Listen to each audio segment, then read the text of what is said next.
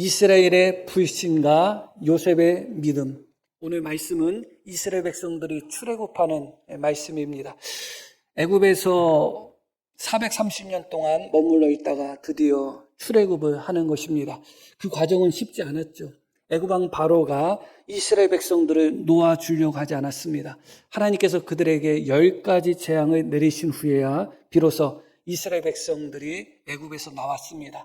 도망자로서 나오지 않고 당당하게 하나님의 백성으로서, 하나님의 군대로서 그들은 당당하게 애굽에서 나왔습니다. 그러나 문제는 그들이 400년이 넘는 동안, 다시 말씀드리면 애굽에서 나왔던 모든 사람들은 태어나는 순간부터 애굽에서 종으로 태어났던 것입니다. 그리고 평생 애굽에서 종 노릇하다가 애굽에서 나온 것이죠. 나이 상관없죠. 400년 이상 동안 애굽에 있었기 때문에 그때 당시에 아무리 나이가 많아서 100살이 넘었다 할지라도 그 사람 역시 태어날 때부터 종으로 태어났고 종으로 살았기 때문에 사실은 이스라엘 백성들이 하나님의 백성이고 하나님의 군대였지만 애굽에서 너무 오랜 종살이를 하였기 때문에 사실은 그들의 마음 자세라든가 그들의 믿음의 수준이라든가 모든 것이 하나님의 군대로서 하나님의 백성으로서 부족한 것이 있습니다. 그래서 하나님께서 이스라엘 백성들을 가나안 땅으로 인도하시는데 가까운 길이 있습니다. 편한 길이 있어요. 그런데 문제는 그 가깝고 편하고 좋은 길에는 그 애굽의 군대들도 주둔하고 있었고 또 블레셋의 군대들도 주둔하고 있었습니다. 어쩔 수 없이 가깝고 편한 길로 가면 전쟁을 할 수밖에 없는 것입니다. 그런데 말씀드렸듯이 계속해서 노예로 태어나서 노예로 살았던 사람들이 전쟁을 하게 된다면 그들이 용감한 군대처럼 싸울 수가 없습니다. 그렇기 때문에 하나님께서 염려하시기를 이들이 혹시 전쟁을 하게 되면 마음에 후회를 하고 아이고 애굽에서 괜히 나왔다. 다시 애굽으로 돌아가야 되겠다. 그렇게 후회하고 애굽으로 돌아가지 않을까 그런 염려가 하나님께 있었습니다. 그래서 가까운 길이 분명히 있었음에도 불구하고 그 길은 전쟁의 위협이 있던 길이기 때문에 이스라엘 백성들을 홍해가 있는 광야로 인도하십니다. 앞에는 홍해가 있는 것이고 홍해를 넘어서도 광야가 있는 것입니다. 사실은 그 길은 너무너무 인간적으로 볼 때 적합하지가 않습니다. 그럼에도 불구하고 그것이 하나님의 방법이었고 하나님의 선택이었습니다. 말씀드렸듯이 이스라엘 백성들이 전쟁으로 인하여 그들의 마음이 변하고 그들의 마음이 후회가 돼서 애굽으로 도망갈 위험이 있었기 때문에 그렇습니다. 그 말씀이 17절부터 나옵니다. 바로가 백성을 보낸 후에 블레셋 사람의 땅의 길은 가까울지라도 편하고 가까운 길이 분명히 있습니다. 하나님이 그들을 그 길로 인도하지 아니하셨으니 이는 하나님이 말씀하시기를 이 백성이 전쟁을 하게 되면 마음을 돌이켜 애굽으로 돌아갈까 하셨습니다. 그래서 이어지는 말씀, 그러므로 하나님이 홍해의 광야길로 돌려 백성을 인도하심에 이스라엘 자손이 애굽 땅에서 대열을 지어 나왔다. 이렇게 말씀이 나옵니다. 대열을 지었다는 것은 마치 군대가 행진하는 그런 모습을 이야기하고 있습니다. 그러나 말씀드렸듯이 이스라엘 백성은 하나님의 군대였지만 너무 오랫동안 노예로 있었기 때문에 전쟁을 할 수 있는, 싸움을 할 수 있는 그런 체계적으로 갖춰진 군대가 아니었습니다. 이름은 군대였지만 그들이 애굽에서 나올 때는 군인들처럼 대열을 지어서 나왔지만 사실은 전쟁을 하게 되면 후회하고 도망가고 애굽으로 다시 돌아갈 사람들이 이스라엘 백성들이었습니다. 어쩔 수 없이 하나님은 광야 홍해길로 그들을 인도하십니다. 그런데 광야 홍해길로 인도하실 때 광야라는 것은 길을 아는 사람도 헤맬 수밖에 없는 것이고 길을 안다 할지라도 광야는 메마른 곳입니다. 물을 찾기도 어려운 곳이고 양식을 찾기도 어려운 곳입니다. 또 물과 양식뿐만 아니라 낮에는 햇볕의 뜨거움이 엄청난 곳이고 밤에는 추위가 엄청나게 찾아오는 곳이 광야고 사막입니다. 더군다나 밤에는 추위만 찾아오는 것이 아니라 온갖 무서운 짐승들의 공격이 있을 수가 있는 그런 시간이 되는 것이죠. 그래서 말씀드렸듯이 누가 봐도 광야로 그들이 가나안 땅으로 가기 위해서 광야로 가는 것은 적합하지가 않습니다. 그럼에도 불구하고 그것이 이스라엘 백성들이 가까운 길로 가다가 전쟁을 하다가 후회하고 잘못 나왔다 하면서 돌아갈 위험으로 말미암아 그것이 하나님께 있어서는 좋은 길이었습니다. 그래서 광야로 이스라엘 백성들을 인도하실 때 하나님은 그냥 인도하지 않으셨습니다. 21절 말씀을 보겠습니다. 여호와께서 그들 앞에서 가시며, 여호와께서 그들 앞에서 가셨다고 말씀이 시작이 됩니다. 그들 앞에서 가셨습니다. 하나님이 그들의 길 앞잡이가 되어 주셨습니다. 낮에는 구름 기둥으로 그들의 길을 인도하셨고 밤에는 불 기둥으로 그들에게 비추어 낮이나 밤이나 진행하게 하셨다. 이렇게 말씀이 나옵니다. 너무나 놀랍게도 낮에는 구름 기둥이 이스라엘 백성들을 다 가려줍니다. 햇볕의 뜨거움 속에서도 괜찮습니다. 구름 기둥이 이스라엘 백성들을 해의 상함으로부터 지켜주었기 때문에 그래요. 그리고 그 구름 기둥이 앞서가는 것입니다. 따라만 가면 되는 거예요. 구름 기둥을 벗어나면 해의 뜨거움이 있지만 구름 기둥만 따라가면 문제될 것이 없어요. 광야의 길이 어떻게 생겼는지 몰라도 괜찮습니다.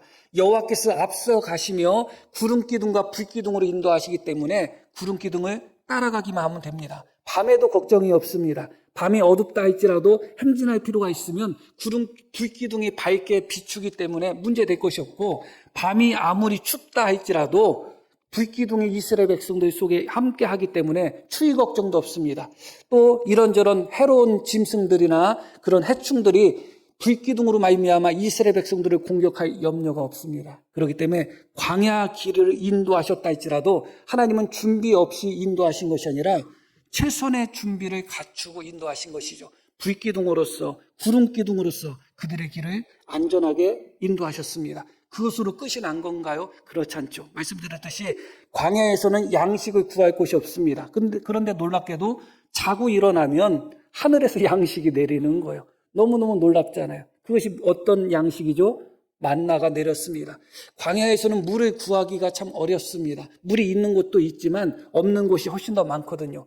그런데 정말 물을 구할 수 없는 환경이 되었을 때는 놀랍게도 반석을 여셔서 이스라엘 백성들에게 물을 공급해 주셨습니다. 고기가 먹고 싶다고 외칠 때는 메추라기를 주셔서 그들이 고기를 먹을 수 있도록 하셨고, 하나부터 열까지 부족함이 없도록 인도하셨습니다. 그들이 광야 생활을 하는 동안 그들의 발이 부르트지 않도록, 그들의 옷이 헤어지지 않도록 하나부터 부족함이 없이 다 하나님께서 세심하게 은혜를 베푸셨습니다. 얼마나 하나님의 은혜가 더 넘쳐야 됐을까? 얼마나 하나님의 돌보심과 하나님의 인도하심이 더 넘쳤어야 될까를 생각하게 됩니다. 이스라엘 백성들은 정말 너무너무 넘치는 하나님의 은혜를 받았습니다. 그런데 여기서 오늘 제가 드리고 싶은 말씀이 있어요. 결국 이스라엘 백성들 그들은 애굽 땅으로 돌아가지는 않았습니다. 그런데 가나안 땅에 들어갔나요? 결국은 가나안 땅에도 못 들어갔어요. 그게 오늘 제가 드리고 싶은 말씀의 핵심적인 부분에 들어있는 말씀입니다. 하나님은 그들이 전쟁을 보면 그들 마음에 후회하여 애굽으로 돌아갈 것이 염려하셨습니다. 그것은 다시 말씀드리면 이스라엘 백성들을 가나안 땅으로 인도하시기를 원하는데 그들이 중간에 아이고 하나님 괜히 믿었다, 아이고 괜히 애굽에서 나왔다 그렇게 후회하고 애굽으로 돌아가면 아무 소용이 없잖아요. 그래서 하나님은 광야길로 인도하셨지만, 비록 광야였지만 부족함이 하나도 없이 양식부터 하나부터 열까지 모든 것을 하나님이 다 준비하시고 그들을 인도하셨죠. 직접 인도하셨습니다. 22절 말씀도 이렇게 말씀이 나옵니다. 오늘 낮에는 구름 기둥, 밤에는 불 기둥이 백성 앞에서 뭐라고 나오죠?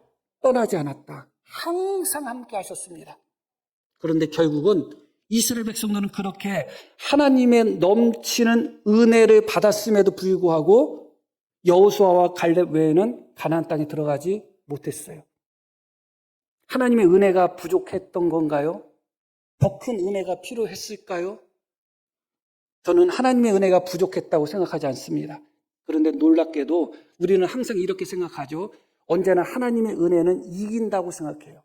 하나님의 은혜로 말미암아 때로는 우리의 불신앙이, 하나님의 은혜로 말미암아 때로는 우리의 완악함이, 하나님의 은혜로 말미암아 때로는 우리의 연약함이, 하나님의 은혜가 우리의 불신앙보다 크고 하나님의 은혜가 우리의 완악함보다 크고 하나님의 은혜가 우리의 연약함보다 더 크기 때문에 하나님의 은혜가 이긴다고 생각합니다.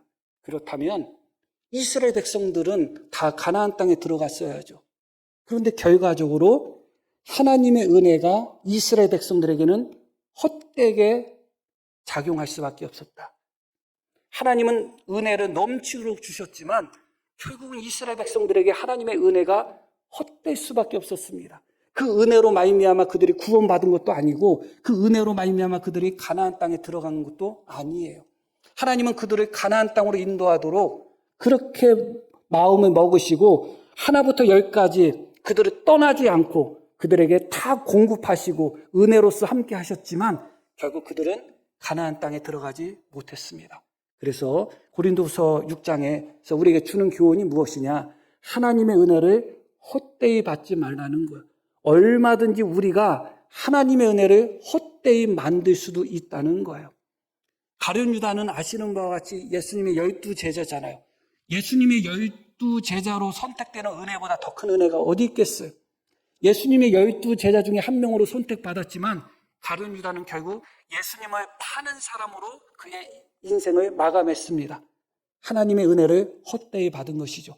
가룟 유다는 대표적인 사람입니다. 이스라엘도 그냥 대표적으로 하나님의 은혜를 헛되이 받는 사람들을 대표할 뿐이지 성경에 보면 너무나 많은 사람들이 너무나 많은 부분에서 하나님의 은혜를 헛되이 하는 경우들이 참 많습니다.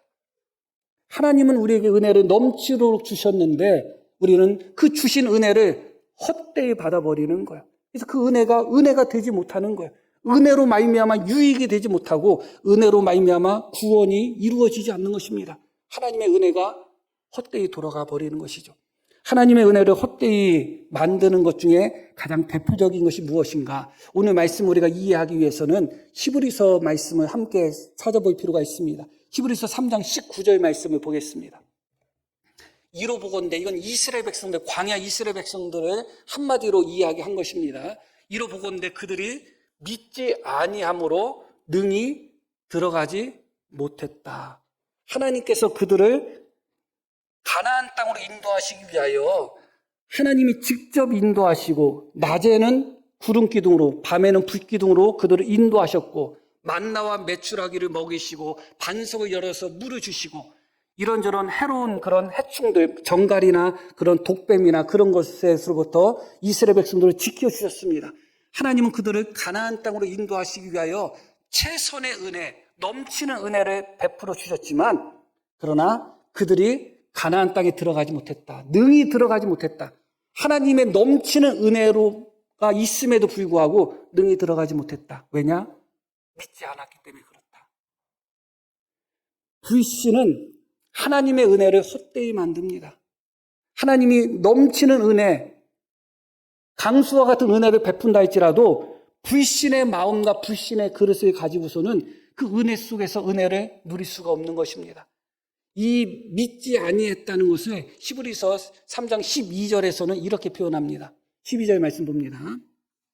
형제들아 너희는 삼가 혹 너희 중에 믿지 아니하는 악한 마음을 품고 살아계신 하나님에게서 떨어질까 조심하라. 이게 광야 이스라엘 백성들의 믿음의 상태, 마음을 요약한 것입니다. 그들은 어떤 마음을 갖고 있었다고요?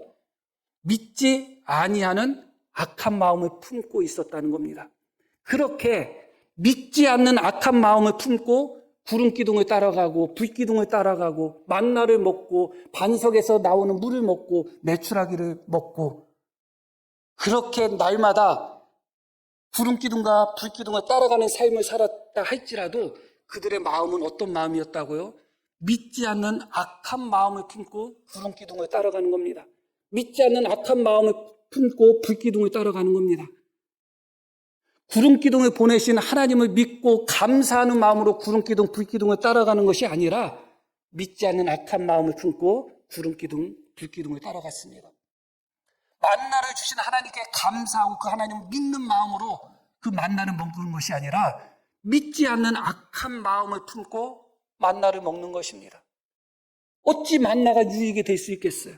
그들 마음속에는 믿지 않는 악한 마음이 그대로 바탕에 깔려 있는데 날마다 주님께서 떠나지 않고 구름기둥과 불기둥으로 그들을 인도하셨다 할지라도 그 불기둥과 구름기둥을 따라가는 이스라엘 백성들의 마음이 하나님을 믿고 순종하는 마음이 아니라 믿지 않는 악심을 품고 구름기둥, 불기둥을 따라가느니 어찌 그들이 하나님의 은혜를 누릴 수 있겠어요? 하나님이 은혜를 내리실 때 누군가가 나에게 친절을 베풀고 누군가가 나에게 아무리 좋은 것을 준다 할지라도 우리 마음에 악한 마음을 품고 그것을 받아들이면 그것은 우리에게 결코 유익이 될 수가 없는 것입니다. 이스라엘 백성들은 하나님의 은혜를 믿음으로 받아들이지 않고 하나님의 은혜를 감사로 받아들이지 않고 하나님의 은혜를 믿지 않는 악심을 품고 하나님의 은혜를 받아들인 것입니다. 은혜가 은혜 될 수가 없는 것이었죠. 다시 히브리서 3장 7절부터 믿지 않는 악심이 어떤 마음인지, 믿지 않는 악한 마음이 어떤 마음을 우리에게 말해주고 있는지, 이스라엘 백성들의 마음이 어떤 마음이었는지를 히브리서 3장 7절부터 말씀하고 있습니다. 그러므로 성령이 이르신 바와 같이 오늘 너희가 그의 음성을 듣거든 광야에서 시험하던 날에 거역하던 것 같이 너희 마음을 어떻게 하지 말라? 완고하게 하지 말라. 믿지 않는 악심은 마음의 완고함으로 드러나는 거예요. 하나님께서 말씀하시지만 그 하나님의 말씀에 쉽게 순종하지 않아요. 쉽게 아멘하지 않아요. 마음이 너무 딱딱하게 너무 굳어 있었기 때문에 그래요. 그래서 광야 이스라엘 백성들을 향하여 그들을 수식했던 용어들이 목이 곧은 백성들이다. 마음이 강팍하다. 그렇게 그들을 수식하고 있습니다. 이것은 사실은 바로를 수식할 때 사용되었던 말들입니다. 바로가 목이 곧은 자예요. 마음이 완악한 자예요. 그런데 이스라엘 백성, 하나님의 백성, 이스라엘 백성들도 바로 왕과 다를 바가 없어요. 바로가 하나님의 말씀을 들을 때 그의 마음을 완악하게 한 것처럼, 고집을 부리고 목을 곧게 한 것처럼 이스라엘 백성들도 하나님 앞에 겸손하고 하나님 말씀에 순종하며 부드러운 마음으로 하나님의 말씀을 받아들인 것이 아니라 완악한 마음으로 하나님의 말씀을 받아들였다는 거예요. 예전에 이건 완악한 것과 전혀 다른데, 예전에 집회할 때 넘어가는 것이 한참 유행했던 데가 있어요. 그런 집회에 참석해 보셨나요? 그런데 어떤 사람은 넘어가고 어떤 사람은 안 넘어가죠. 그래서 어떤 분이 그게 다 사기라고 생각하면서 내가 가서 한번 보겠다 하고서 이제 막 기도할 때 막 이렇게 또 막 넘어갈 때 그분이 해봐, 어디 해봐 이랬다는 거예요. 넘어가겠어요? 안 넘어가요. 안 넘어가요. 은혜가 왜 사모하는 사람에게 주어지겠어요? 하나님 앞에 은혜를 사모하며 받으려고 하는 마음이 있을 때 은혜가 주어지는 거예요. 그런데 마음에 완고한 마음을 갖고 믿지 않는 악심을 가지고 하나님의 은혜를 그렇게 바라보면 은혜가 우리에게 임하는 것이 아닙니다. 이스라엘 백성들에게 있어서 하나님의 은혜를 헛되이 받게 했던 것 중에 가장 핵심이 믿지 않는 악한 마음입니다. 악한 마음으로 표현하고 있죠. 그런데 믿지 않는 악한 마음 중에 그 요소가 어떤 요소가 있냐? 첫 번째가 바로 무엇이라고요? 마음의 완고함이에요. 완고함. 이어지는 말씀도 계속 봅니다. 거기서 너희 열조가 나를 시험하여 증언하고 40년 동안 나의 행사를 보았느니라. 이것은 앞뒤를 바꿔서 읽으셔야지 이해가 됩니다. 40년 동안 하나님의 행사, 하나님의 역사, 그것을 다 보고서도 어떻게 했다는 거예요? 하나님을 시험했다는 거예요. 10가지 재앙으로 애굽에서 이스라엘을 인도한 것을 직접 보고서도 하나님을 믿지 않고 하나님을 시험했다는 거예요. 만나를 내리시는 하나님의 은혜 속에서 만나를 먹고서도 아하, 하나님은 우리에게 이렇게 생명의 양식을 주시는 분이구나 하고 하나님을 믿어야 되는데 그렇게 하나님의 역사를 보고서도 하나님을 시험하고 테스트했다는 거예요. 하나님이 정말 우리 편인가? 하나님이 정말 살아계시는가? 하나님이 정말 우리를 가나안 땅으로 인도하실 것인가? 이렇게 하나님을 시험했다는 겁니다. 그게 그들의 마음의 완악함, 믿지 않는 악한 마음의 모습이었던 것이죠. 이어지는 말씀도 봅니다. 그러므로 내가 이 세대에게 노하여 이르기를 그들이 항상 마음이 미혹되어 항상 마음이 미혹되었다. 이 마음이 미혹되었다는 것은 그 무엇에 의해서 마음이 계속 유혹되었다는 거예요. 때로는 우상 숭배로 말미암아 마음이 미혹되고, 때로는 음행으로 말미암아 마음이 미혹되고, 때로는 고기로 말미암아 고기 먹고 싶다고 울고불고 하잖아요. 마음이 미혹되고, 항상 하나님을 향하여 마음이 정하지 않고 이 마음이 언제나 어질어질했다는 거예요. 마음이 언제나 이리 흔들리고 저리 흔들렸다는 거예요. 하나님만 바라봐야 되는데 오늘은 고기 먹고 싶어. 그런데 하나님이 고기 안 주니까 내 마음이 그 고기를 먹고 싶은 마음에 미혹되어 하나님을 향하여 감사가 아니라 원망 불평이 나오는 거예요. 우상을 섬기고 싶은 마음에 유혹이 찾아올 때 하나님만 바라봐야 되는데 우상을 섬기고 싶은 거예요. 음행하고 싶고 이런저런 그런 많은 것으로 말미암아 이스라엘 백성들의 마음이 항상 미혹되어서 어떻게 했다고 나오죠? 하나님의 길을 알지 못했다. 이 모든 것이 결국은 이스라엘 백성들이 품었던 믿지 않는 악한 마음이에요. 믿지 않는 악한 마음 속에서 그들의 마음이 완악했습니다. 하나님의 음성에 귀를 기울이지 않았습니다. 그들은 언제나 하나님의 길을 알지 못하고 하나님의 길을 추구하지 않고 자기 마음의 유혹과 미혹을 따라서 그들의 마음은 계속해서 어지럽고 하나님을 향하여 그들의 마음은 고정되어 있지 않았습니다. 이 모든 것들이 이스라엘 백성들의 모습이었던 것이죠. 다시 본문으로 돌아옵니다. 결국은 이스라엘 백성들은 하나님의 은혜를 차고 넘치도록 받았습니다. 이스라엘 백성들만큼 하나님의 은혜를 넘치도록 받은 민족이 어디 있겠어요? 아무도 없습니다. 그 누구도 이스라엘 백성들이 하나님의 은혜를 적게 받았다고 말할 수 있는 사람은 아무도 없어요. 하나님의 은혜가 부족해서 그들이 하나님을 배반했다고 말할 수 있는 사람은 아무도 없어요. 하나님의 은혜는 넘쳤지만 그들은 결국 하나님을 배반했어요. 하나님의 은혜는 넘쳤지만 그들은 결국 하나님께 불순종했어요. 하나님의 은혜는 넘쳤지만 그들은 언제나 원망 불평했어요. 하나님의 은혜는 넘쳤지만 그들은 결국은 가나안 땅에 들어가지 못했어요. 하나님의 은혜를 헛되이 받았기 때문에 그래요. 믿지 않는 악심을 품고 하나님을 섬겼기 때문에 그래요. 여전히 완악한 마음을 품고 하나님을 섬겼습니다. 하나님을 믿고 감사하는 것이 아니라 하나님을 시험하고 하나님이 살아계시는지 하나님이 우리 편인지 그렇게 하나님을 시험하는 마음이 그들 속에 있었던 것입니다. 그 모든 믿지 않는 악심의 결과로 말미암아 결국은 하나님의 은혜를 헛되이 받고 말았던 것이죠. 그런데 오늘 읽으신 말씀에 또 말씀의 제목에서도 나왔듯이 갑자기 요셉이라는 사람이 등장합니다. 본문 19절 말씀 보겠습니다.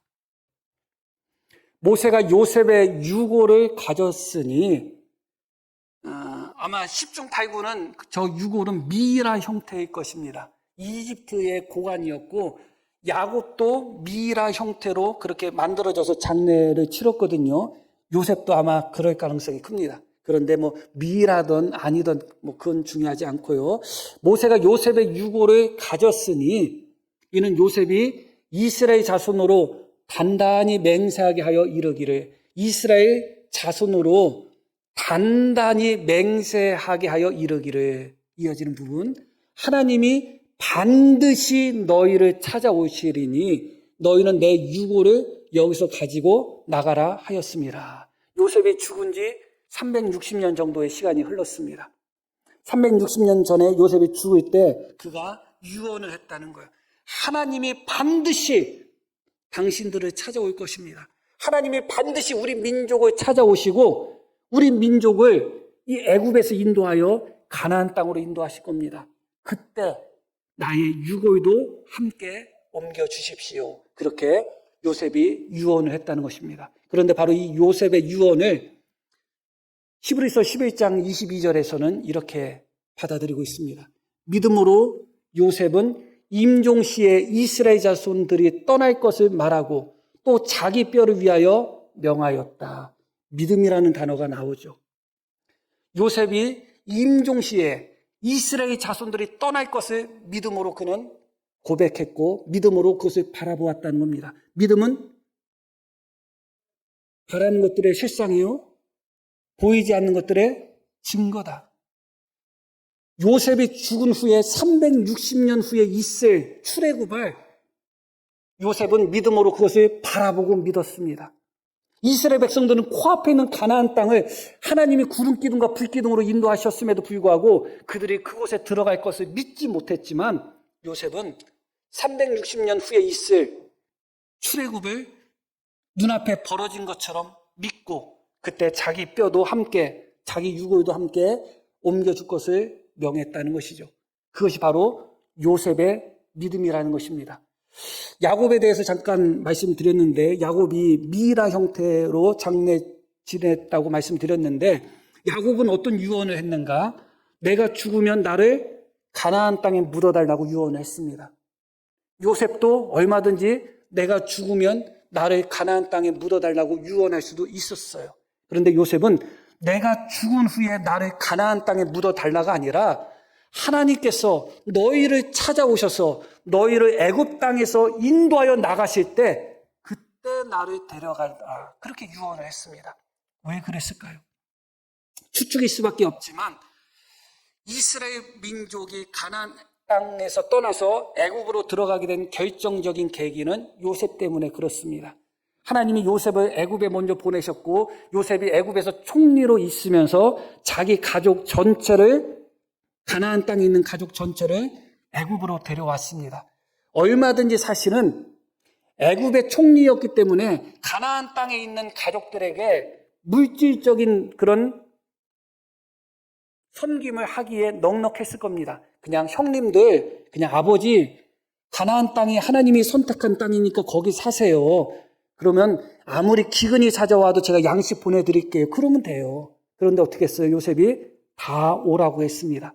그러니까 다시 말씀드리면 이스라엘 백성들을 가나안 땅에서 애굽으로 인도한 사람이 요셉이었습니다. 그러나 요셉 마음속에는 그 이스라엘 백성들의 유업은 애굽 땅이 아니라 가나안 땅인 것을 알고 있었죠. 하나님께서 반드시 가나안 땅을 주실 것을 믿었습니다. 그래서 요셉은 자기로 말미암아 가나안 땅에 있던 이스라엘 백성들이 이스라엘 형제들이 애굽에 온 것처럼 그 이스라엘 민족이 애굽을 떠나는 순간 이스라엘 민족과 함께 애굽을 떠나기를 원했던 것입니다. 그래서 얼마든지 가나안 땅에 나를 묻어달라 할 수도 있었지만 죽었을 때는 그런 유언을 하지 않고 오히려 나중에 출애굽할 때 그때 나를 데려가 달라 그렇게 했죠. 그래서 어떻게 됐는가? 출애굽부터 요셉의 유골은 이스라엘 민족과 항상 함께 했어요. 출애굽부터 애굽에서 나올 때부터 가나안 땅에 들어갈 때까지 그리고 가나안 땅에 들어가서 요셉의 유골을 바로 장례 치렀는가 안장했는가 그렇지 않아요. 언제 요셉의 유골을 묻었는가? 가나안 땅의 전쟁이 다 끝나고 땅을 분배한 것을 마친 후에 요셉을 묻었어요. 그 이야기는 무슨 이야기예요? 애굽에서 나올 때부터 광야 40년 동안 요셉은 계속 이스라엘 백성들과 함께 했습니다. 그러고 가나안 땅에 들어가는 순간 또 가나안 땅에 들어간 후에도 바로 안장된 것이 아니라 이스라엘 백성들이 전쟁하는 그 순간에도 요셉의 유골은 항상 그들과 함께 했습니다. 그리고 결국은 거기서 묻혔죠. 히브리서 11장 4절 말씀 한번 보겠습니다. 믿음으로 아벨은 가인보다 더 나은 제사를 하나님께 드림으로 의로운 자라 하시는 증거를 얻었으니 하나님이 그 예물에 대하여 증언하심이라. 이 믿음에 대한 아벨에 대한 이야기죠. 뭐라고 나오죠? 함께 읽습니다. 그가 죽었으나 그 믿음으로써 지금도 말하느니라. 아벨은 죽었지만 그 믿음이 지금도 살아서 그 믿음으로써 지금도 말한다는 거예요. 요셉은 360년 전에 죽었지만 요셉의 믿음은 360년이 지난 후에도 여전히 살아서 역사한 것입니다. 이스라엘 백성들이 애굽에서 나올 때 요셉의 유골이 함께 나온 것입니다.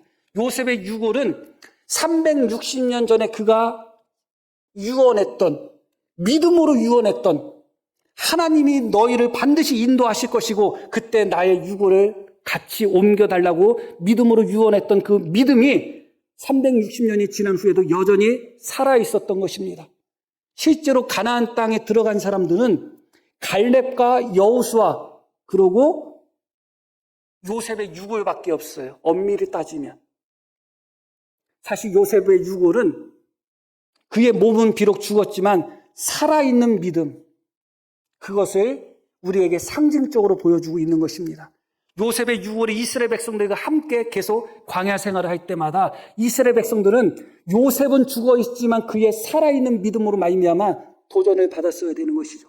그러나 요셉은 비록 360년 전에 죽었지만 그의 믿음은 여전히 살아서 역사하는 것처럼, 아벨은 이미 죽었지만 그의 믿음으로써 지금도 말하는 것처럼 이스라엘 백성들이 그 깨달음이 없었던 거죠. 결국은 어떻게 됐는가? 요셉은 죽었지만 그의 믿음은 오히려 살아서 가나안 땅에 들어갔지만 살아있었던 이스라엘 백성들의 믿음은 오히려 죽은 믿음을 갖고 있었던 거죠. 그게 오늘 말씀이 우리에게 주는 교훈이고 이스라엘 백성들의 불행이에요. 이스라엘 백성들은 하나님이 애굽에서 그들을 인도하실 때 그들은 살아있었지만 그들의 믿음은 죽어 있었던 상태예요. 그들의 마음은 믿지 않는 악심을 품은 상태예요. 그러나 애굽에서 나올 때 요셉의 몸은 죽은 상태였지만, 그는 유골의 상태였지만, 그러나 요셉의 믿음은 여전히 살아있었던 것입니다. 어떤 믿음은 죽음을 초월하는 믿음이 있습니다. 100년 전에 200년 전에 분명히 죽었던 어떤 분이지만 여전히 그의 믿음이 지금도 역사하고 그의 믿음이 지금도 우리의 믿음에 교훈을 주고 도전을 주는 경우가 있습니다. 그는 죽었지만 그의 믿음은 여전히 살아있는 것입니다. 우리 교회도 아마 그런 분들이 있을 것입니다. 돌아가셨지만 그 믿음이 아직도 우리 마음속에 살아있는 어떤 성도님도 있을 테고 어떤 목사님도 분명히 있을 것입니다. 그는 죽었지만 그의 믿음으로서 여전히 살아있는 것입니다. 이스라엘 백성들의 출애굽 이 기사에 어떻게 보면 생뚱맞게 갑자기 요셉의 유골을 같이 가지고 왔다는 말씀이 가운데 삽입된 이유가 거기에 있는 것입니다. 이스라엘 백성들은 하나님의 은혜를 넘치도록 받았지만 믿지 않는 악심으로 말미암아 그들은 결국은 가나안 땅에 들어가지 못했습니다. 그러나 요셉은 이미 360년 전에 죽었지만, 그리고 광야 생활을 40년 했기 때문에 요셉이 죽은 후에 400년 정도가 지난 후에 가나안 땅에 들어간 거예요. 그 순간까지도 요셉의 믿음은 살아서 외쳤던 것입니다. 우리의 믿음이 이런 살아있는 믿음이 돼야 될 줄 압니다. 우리 마음속에 믿지 않는 악심이 있는지, 내 마음속에 완악한 마음이 있는지, 내 마음속에 하나님을 여전히 믿지 못하고 하나님이 살아계시는지, 하나님을 시험하고자 하는 마음이 있는지 언제나 우리 마음을 돌아봐야 돼요. 이것에 미혹되고 저것에 미혹되고 하나님만 바라보지 못하고 우리 마음이 언제나 흔들린다면 우리 마음속에는 믿지 않는 악심이 있는 것입니다. 믿지 않는 악심은 결코 하나님의 은혜로 받아들일 수가 없습니다. 하나님의 은혜가 헛되지 않도록, 비록 300년, 400년 이상이 지났다 할지라도 요셉의 믿음이 여전히 살아있었던 것처럼 그런 살아있는 믿음, 하나님의 은혜를 온전히 누릴 수 있는 그런 참된 믿음이 우리 속에 있기를 소망합니다. 자, 우리 들으신 말씀 기억하며 함께 기도하겠습니다.